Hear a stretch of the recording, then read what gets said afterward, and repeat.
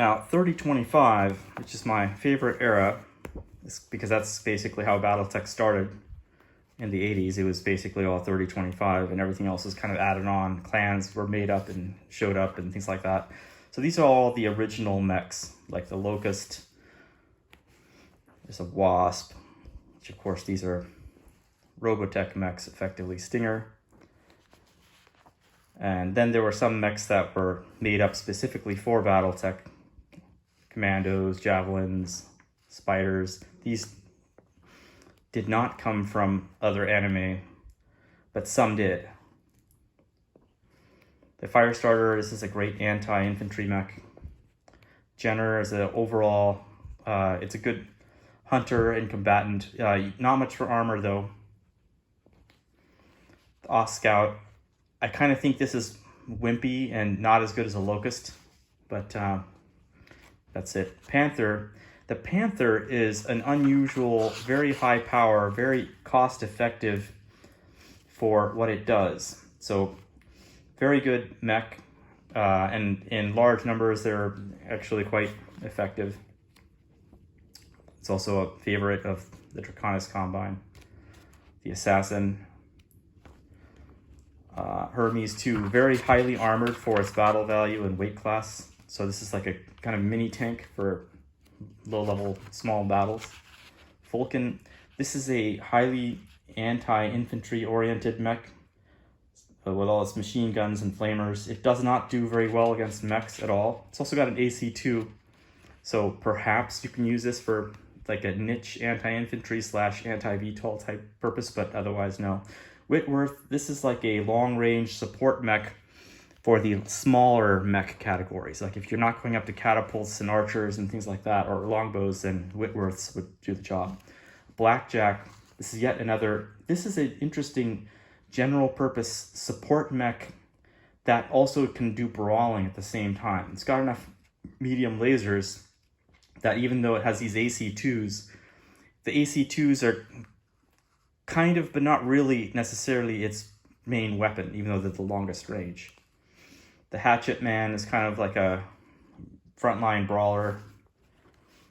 Phoenix Hawk, nominally supposedly a scout, but it's like a fast mech and it makes a good hunter and it jumps and it's got a lot of firepower, so I kind of like it as a hunter. The Vindicator, this is a brawler that is one of the earliest and first mechs that can actually beat some of the largest mechs. The other ones pretty much you don't have a chance. But with the Vindicator, you start being able to win battles against assault mechs, if you're lucky. Centurion, another brawler. That was a favorite of Justin Allard / Justin Chiang from the one of the novel series. Enforcer. This is kind of similar to, I don't consider it as good as, but it's similar to the Vindicator. Hunchback, very good close range brawler or guard type mech. Its basically main weapon is the AC-20. And it's got 10 shots, and many battles are only 8 or 9 turns long, so you have the significant chance of not running out of ammo with it and being able to continue to fight with it all the way through a game. Whereas for like a king crab will tend to run out of ammo against enough opponents. Or he has to pick its targets. It can't just shoot anything it wants. Trebuchet, obviously a long-range support mech.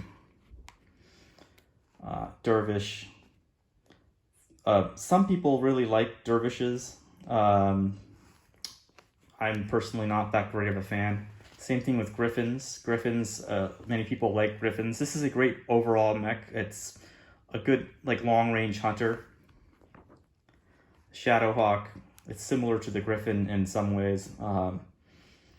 This is note that its jumping is less than its walking.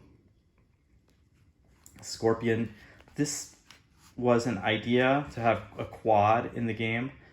It just doesn't perform very well. In battle simulations, you see it, and it kind of underperforms for its battle value and its weight class. Wolverine, very good mech, does well. Then let's go on to like heavies. Dragon, this is an excellent mech. It's kind of fast for its weight class. Ostrock and Ostsol, kind of rarely used, but reasonably good for their effectiveness. Quick draw. This is more of a support, sometimes more of a support type mech. It's LRM 10. But the Rifleman is one of the best DPS support mechs around. It's Rifleman and Catapults are kind of neck and neck depending on who you talk to as to what the best one is. Here's the Catapults. The Catapult is more missile oriented and indirect fire, and Rifleman more direct fire, but otherwise they're the same. They're pretty much the same purpose.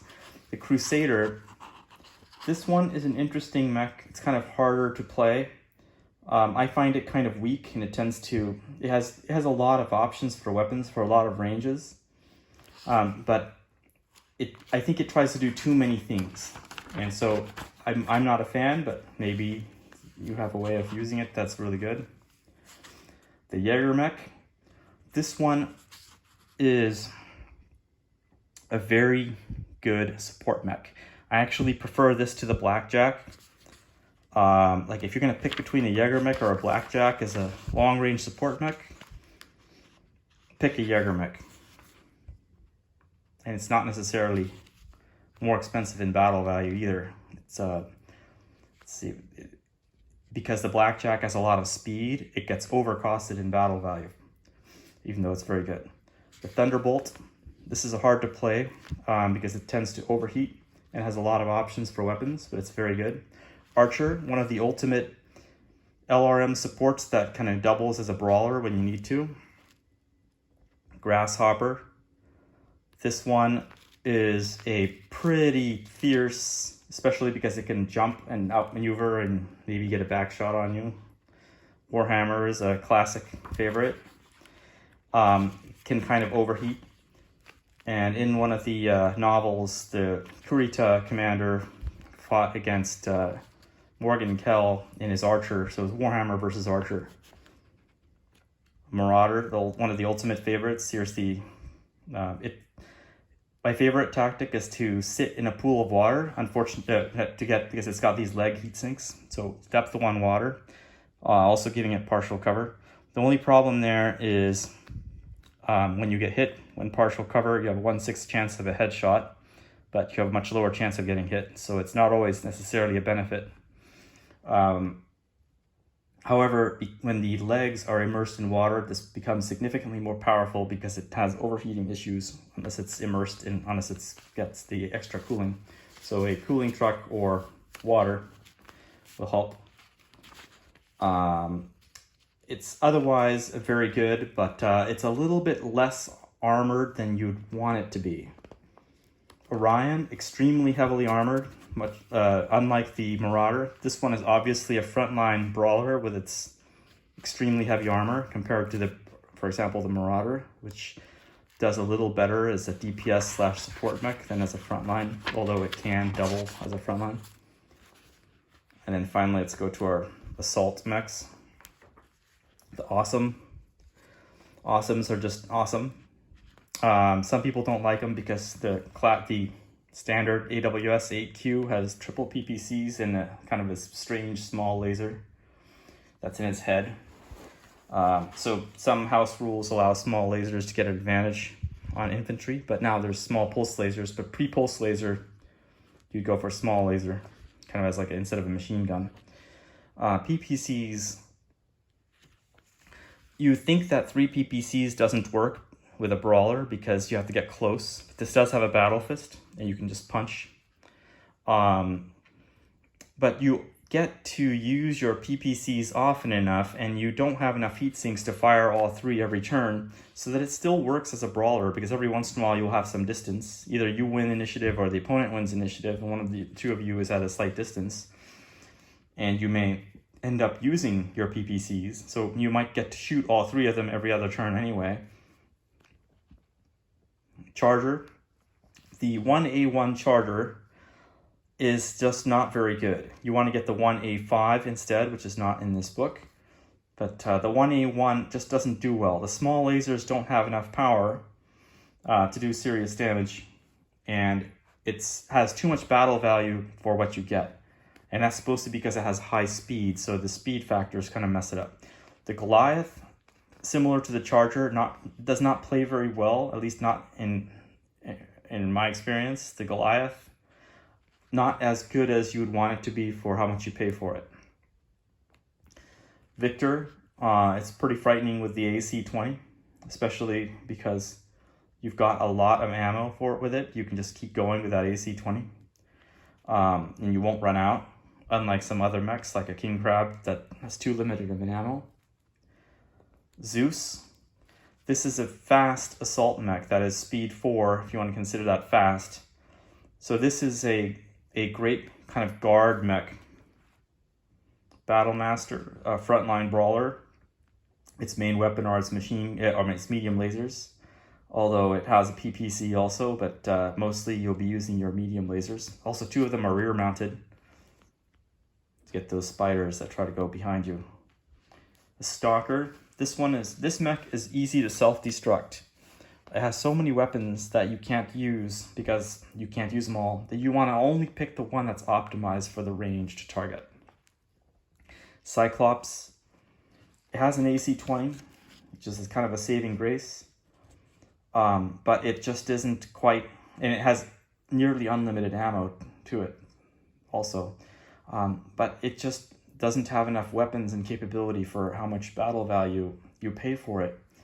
And its story is that it's supposed to be a command mech, but then I don't see it being assigned a command perk in the booklets. So if you want to, you could kind of change it and pretend it has a command perk, so +1 for initiative rolls, and then it makes more sense. BNC-3E, another mech which could have been good but sucks instead.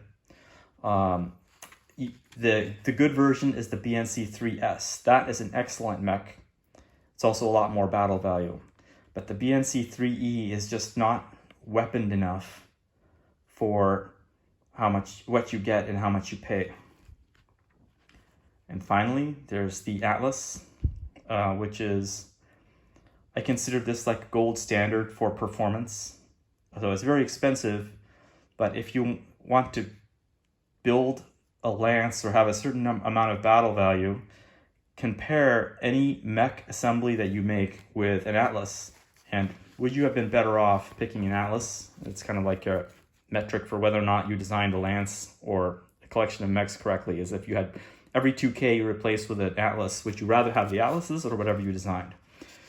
Then there's the Lambs. This one, there's like the Stinger Lamb. Then there's the Wasp Lamb. And finally, the Phoenix Hawk Lamb.